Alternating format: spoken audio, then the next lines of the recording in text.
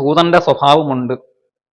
എല്ലായ്പ്പോഴും അദ്ദേഹം ക്ഷത്രിയന്റെ ഭാവമല്ല കാണിക്കുന്നത്. കാരണം അങ്ങനെയാണെങ്കിൽ തന്റെ രാജ്യത്തിരുന്ന് രാജ്യം ഭരിക്കുമായിരുന്നു. ദുര്യോധനൻ എന്ന് പറയുന്ന തനിക്ക് രാജ്യം എന്താണ് ഒരു ദാനമായിട്ട് തന്ന രാജ്യം ഒരു ക്ഷത്രിയൻ ഭരിക്കുകയില്ല. തന്റെ പരാക്രമം കൊണ്ടാണ് നേടിയെടുക്കുക.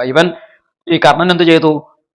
ദുര്യോധനൻ ദാനമായിട്ട് നൽകിയ ആ രാജ്യത്തെ ഭരിച്ചുകൊണ്ടാണ് താൻ രാജാവാണ് എന്ന് പ്രഖ്യാപിക്കുന്നതും തന്റെ രാജ്യത്ത് ആ അംഗരാജ്യത്ത് താമസിക്കാത്ത ദുര്യോധനന്റെ സഭയിൽ ദുര്യോധനന്റെ സേവകനായിട്ട് കഴിയുകയും ചെയ്യുന്ന ഒരു ആളിനെ എങ്ങനെയാണ് നമ്മൾ രാജാവ് ക്ഷത്രിയൻ എന്ന് വിളിക്കുക?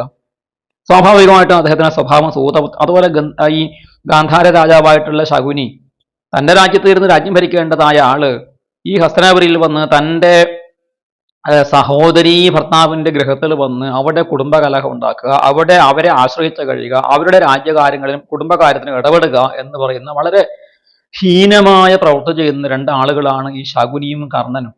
ദുര്യോധനനും ദുശാസനനും താരതമ്യം ചെയ്യുമ്പോൾ എത്രയോ ഭേദമാണ്. കാരണം അവർക്ക് ഒരു അത്യാഗ്രഹമുണ്ട്, രാജ്യം വേണം, അധികാരം വേണം. അതിനു വേണ്ടിയിട്ട് അവരുടെ പരമാവധി എല്ലാ ക്രൗര്യങ്ങളും ദുഷ്ടതകളും ചതിയും ഒക്കെ അവർ പുറത്തെടുക്കുന്നു എന്നതിൽ വാസ്തവത്തിൽ കർണനേക്കാളും ശകുനേക്കാളും എത്രയോ മാന്യന്മാരാണ് ദുര്യോധനനും ദുശാസനനും മറ്റും എന്നാണ് എനിക്ക് തോന്നിയിട്ടുള്ളത്. കാരണം ഇവര് ക്ഷത്രിയന്മാരുടെ സ്വഭാവമല്ല കാണിക്കുന്നത്, കേവലമായ